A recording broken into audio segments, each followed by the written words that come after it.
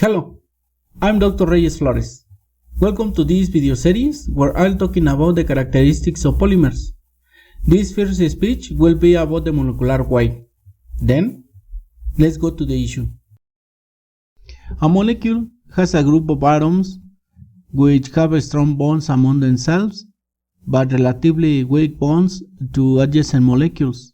Examples of small molecules are water, methanol, carbon dioxide, and so on.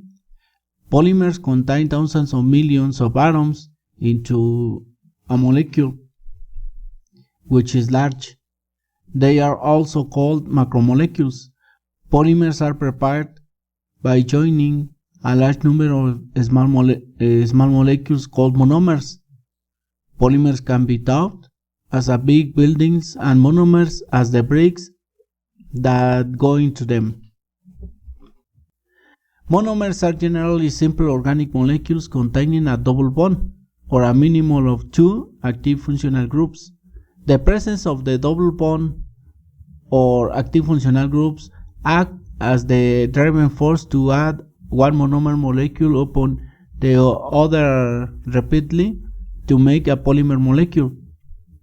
This process of transformation of monomer molecules to a polymer molecule is known as polymerization. For example, polyethylene, the prototype monomer molecule, is very reactive because it has a double bond. Under the influence of heat, light, or chemical agents, this bond becomes so activated that the chain reaction of self-addition of ethylene molecules is generated, resulting in the production of a high molecular weight material, almost identical in chemical composition to ethylene, known as polyethylene, the polymer of ethylene.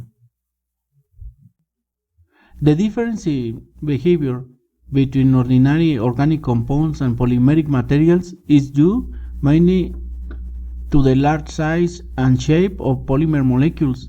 Common organic materials such as alcohol, ether, chloroform, sugar, and so on consist of small molecules having molecular weights usually less than 1,000.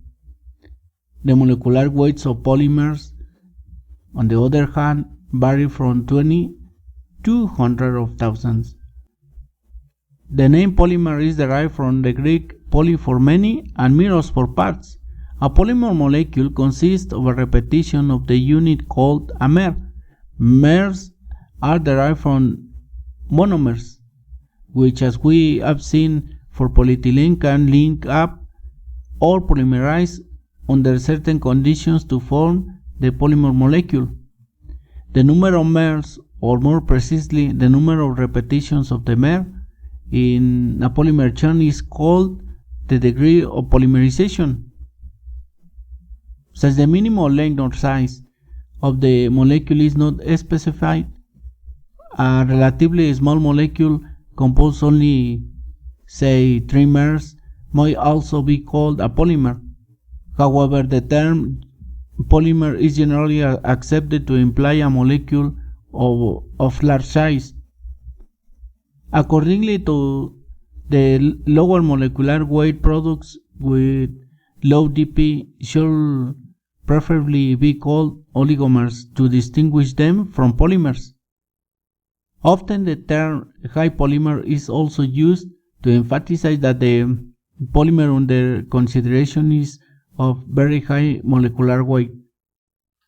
Because of their large molecular size, polymers possess unique chemical and physical properties.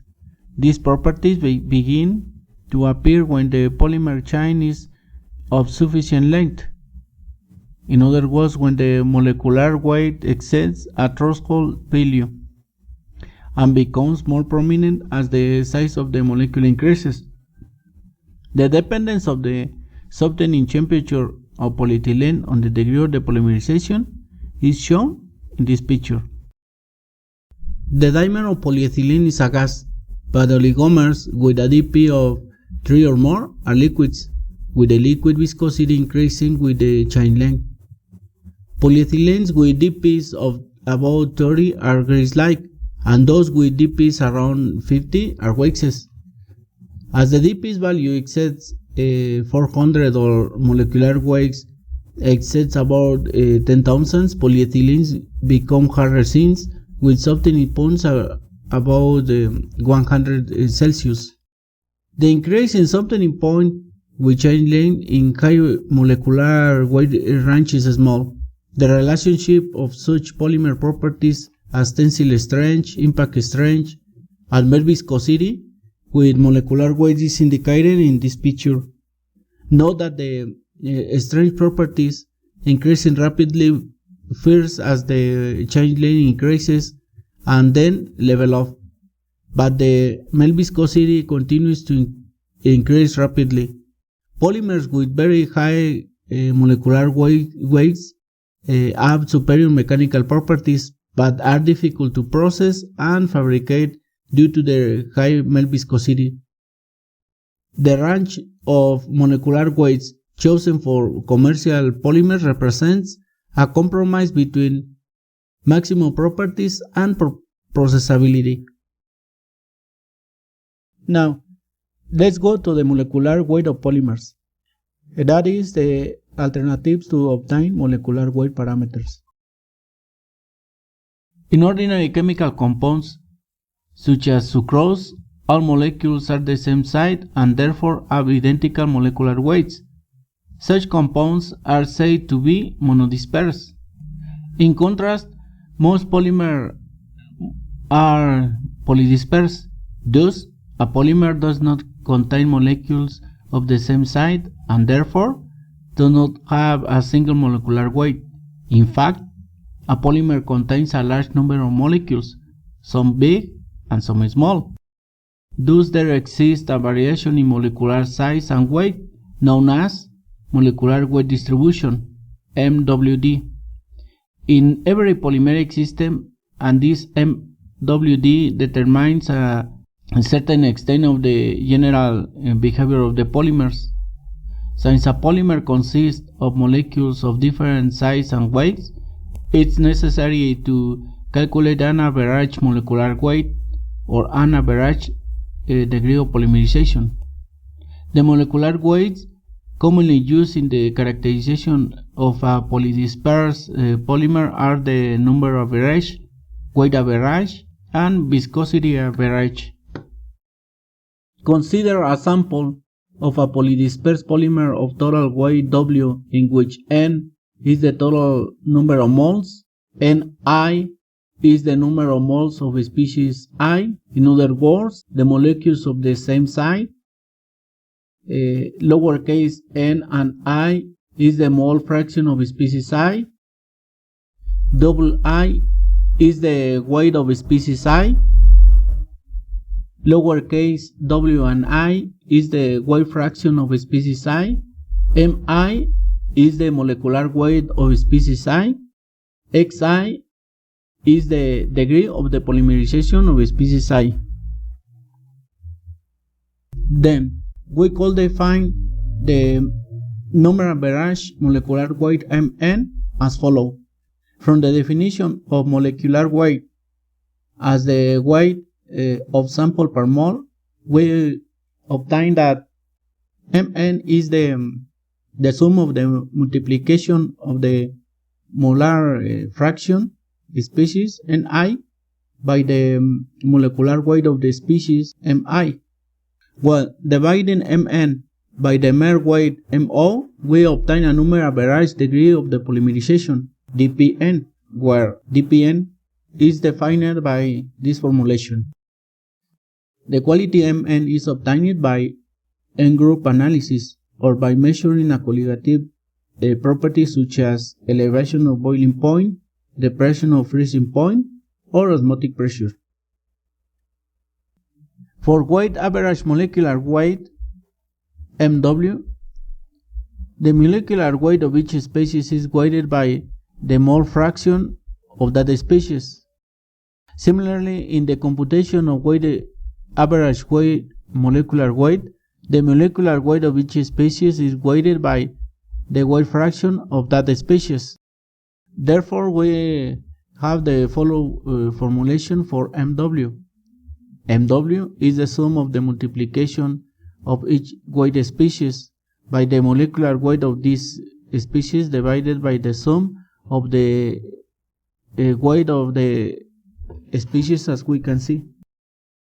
The weight average degree of polymerization dPW is obtained by dividing MW by the mole weight, as we can see in the formulation. Well, MW can be determined by measuring light scattering of dilute polymer solution. MW is always higher than Mn.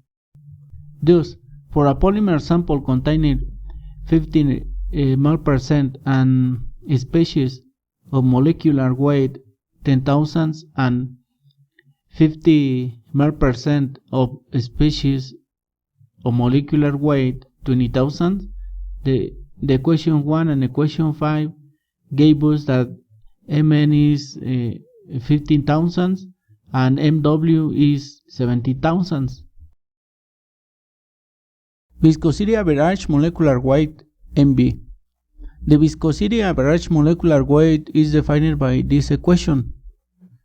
For A equal to 1, Mv equal Mw, and for A equal minus 1, Mv equal to Mn. Thus, Mv falls between Mw and Mn, and for many polymers it is 10 to 20 below Mw. Mv is calculated from intrinsic viscosity eta by the empirical equation, where K and alpha are constants. Eta is derived from viscosity measurements by extrapolation to zero concentration. In correlating polymer properties, which depend more on the number of the molecules in the sample than on the size of the molecules, Mn is more useful parameter than Mw or Mv. Conversely, for correlating polymer properties, which are more sensitive to the size of the polymer molecules, Mw or Mv is more useful. Because it is easy to determine, melt index often is used instead of molecular weight in routine characterization of polymers. It is defined as the mass rate of polymer flow through and specific capillarity under controlled conditions of temperature and pressure. The index can often be related empirically to some average molecular weight depending on the specific polymer. A lower melt index indicates a higher molecular weight and vice versa. Well, finally, I'll talk about polydispersity index, the ratio of molecular average molecular weight to number average molecular weight is called the dispersion or polydispersity index A. It is a measure of the weight of the molecular weight distribution curve, as we can see, and is used as such for characterization purposes. Normally, A is between 1.5 to 2.5, but it might range to 15 or greater. For a monodisperse system, in other words, for pure chemicals, A is just 1. There is usually a molecular size for which a given polymer property will be optimum for particular application. So, a polymer sample containing the greatest number of molecules of that size will have the optimum property. Same sample with the same average molecular weight may possess different molecular weight distribution. Information regarding molecular weight distribution is necessary for a proper choice of polymer for optimum performance. A variety of fraction techniques, such as fractional precipitation, precipitation chromatography, and Herpermetion chromatography, or GPC, based on properties such as solubility and permeability, which vary with molecular weight, may be used for separating polymers of narrow size ranges. Well, the next video I will talk about the polymerization processes by chain polymerization, steep polymerization, supramolecular polymerization, and copolymerization. Don't lose it. Even if you are a postgraduate student in polymer chemistry, the next video will be interesting for you.